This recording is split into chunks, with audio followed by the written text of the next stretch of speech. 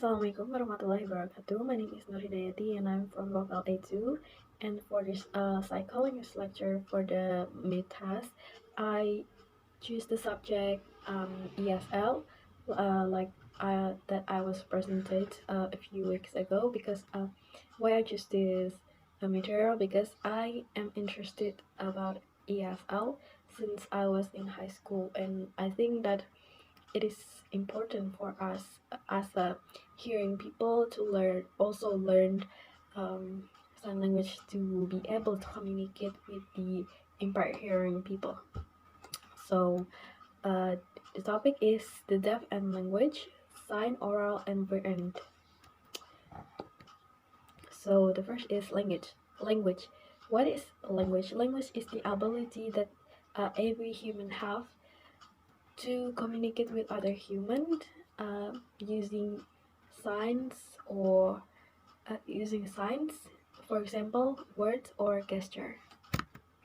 And there's two kind of language. The first is speech language and the second is sign language.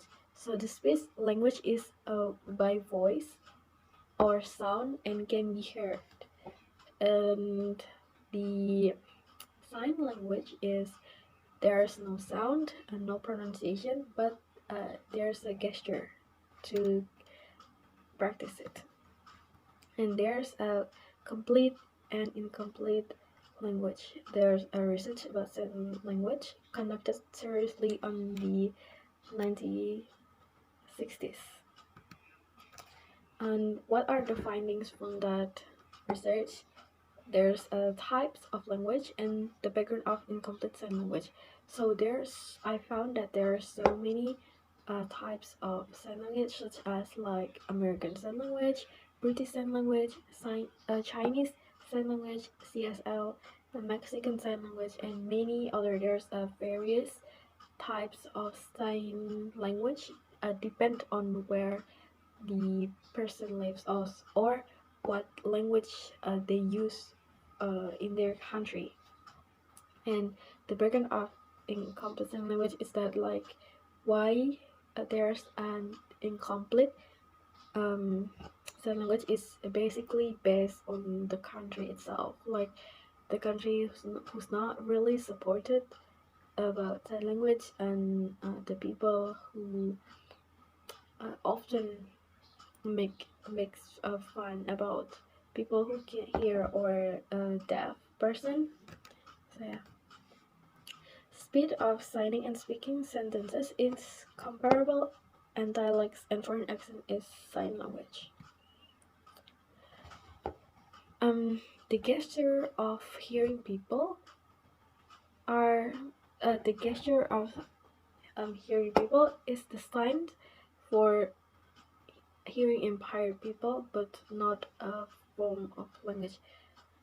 The gesture, when we want to communicate with hearing impaired people, the gesture is very important for them to understand what we want. Our gesture is very important for hearing impaired, because our gesture can emphasize what we want to convey. And there's a finger spelling in ESL, letter by letter by letter.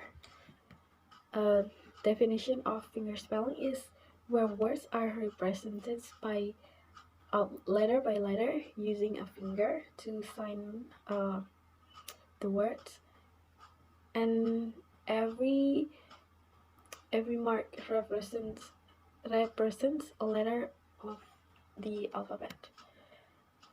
There's types of finger spelling that I wanted to show. So this I'm very familiar with American Sign Language, so I'm gonna show the finger spelling in ESL or American Sign Language, because like I told, I'm very familiar with that. So this is A, B, C, D, E, F, G, H, A, J, K, L, M, N, O, P, then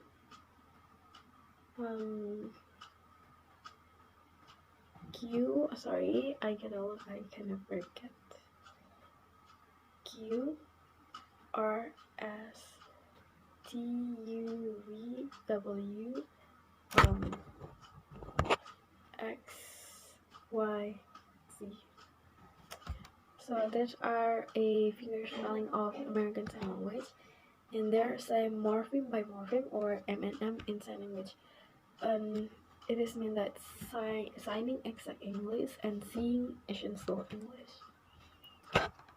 There's advantages atau keuntungan and disadvantages atau kekurangan dari M&M system yang the advantages is learning simultaneously occurs the morphology and syntax of both the sign and related speech-based language, easier for an adult hearing person to learn an M&M than a children. And disadvantages is children do not learn M&M easily, and M&M is not preferred by the deaf community. There's a independent sign language (ESL) such as American Sign Language, because why it is dikategorikan sebagai ESL, because American Sign Language has the characteristic where the hand configuration of place of articulation and the movement is dependent. And then the process of learning ESL itself. 95% of the people learn their language after infancy. Then with parental encouragement, they will expose the language as early as possible. Then the oral approach and total communication. So the deaf person is teach how to mengeluarkan suara, so they can communicate with hearing people. So the hearing people can easily understand what the hearing impaired or the deaf person is saying. And then I'm gonna explain about the pride in the USA. So there are 3 pride in the USA for deaf people, like denying deafness as impairment, the issue of cochlear implants and other devices, and a sensible course fiction.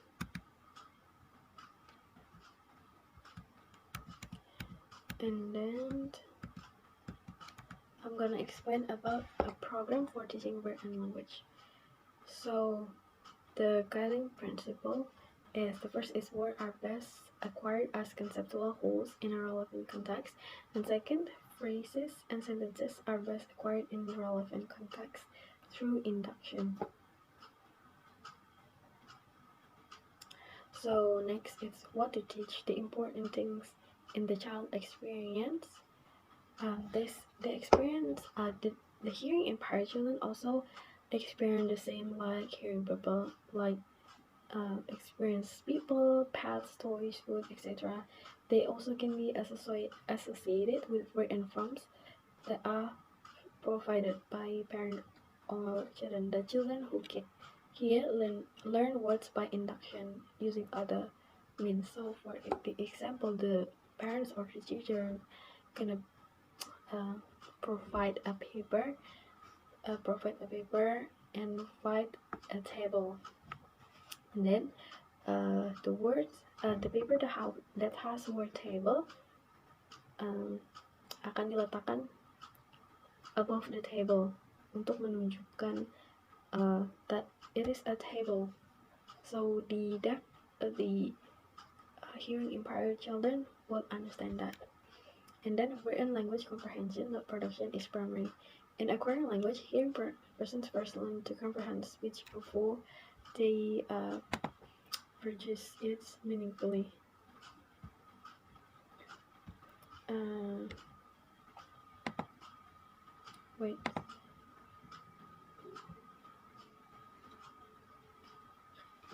So, like I said before, children who can't hear learn words by induction using other means like what I explained it before. So the word, the parents or the teacher gonna, for example, gonna write down the word table and put that paper on top of the table and indicates that it is the table to hearing impaired children.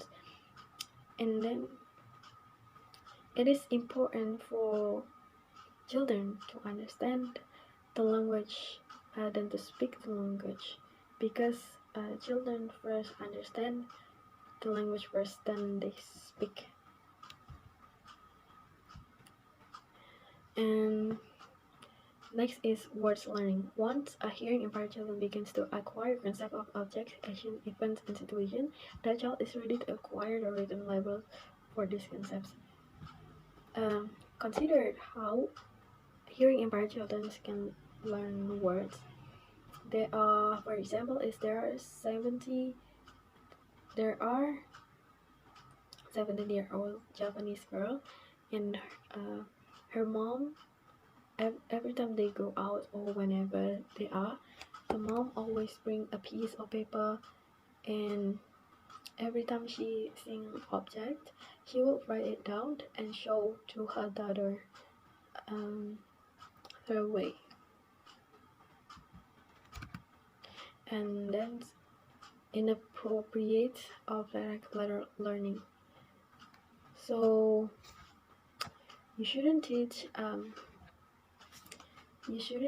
hearing impaired children to understand words palada, palada, palada.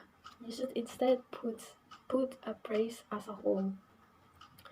Then children children can understand it. For example, the word dog. We don't teach the children the word dog. If we teach the children the word dog, they wouldn't understand that. So instead, we should just teach them a word as a whole, like dog. This is dog, not dog. And then phrase and sentence equation.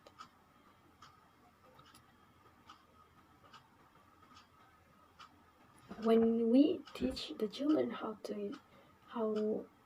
when we teach the children who can hear a language, we don't explain the rules of the language, we just speak it. Because if we try to explain, the child wouldn't understand that, and if gonna be a turn off, and the child wouldn't want to learning.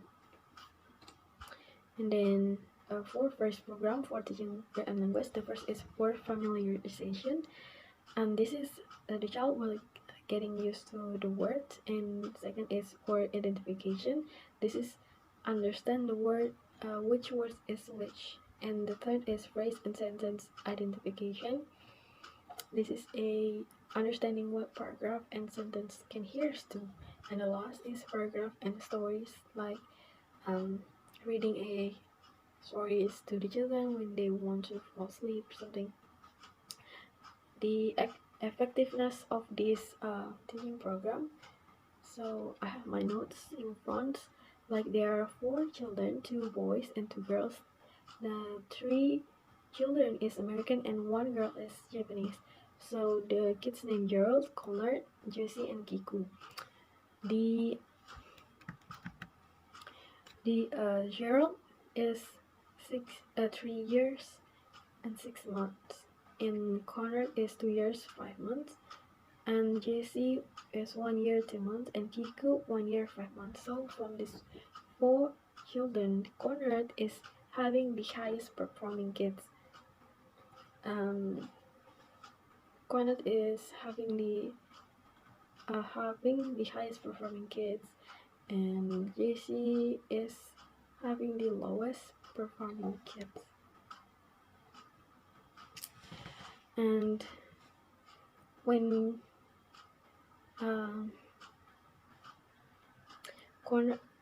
effectiveness of teaching program is successfully by Conrad, because she is having the highest performing kids. Like this program is show how how many words they learn in a day, how long they learn, and this program is basically saying that the program must succeed dibuktikan oleh keberhasilan dari corner. I think that's all for my explanation. Thank you. I'm sorry if there's a lot of mistakes in my video. Thank you so much.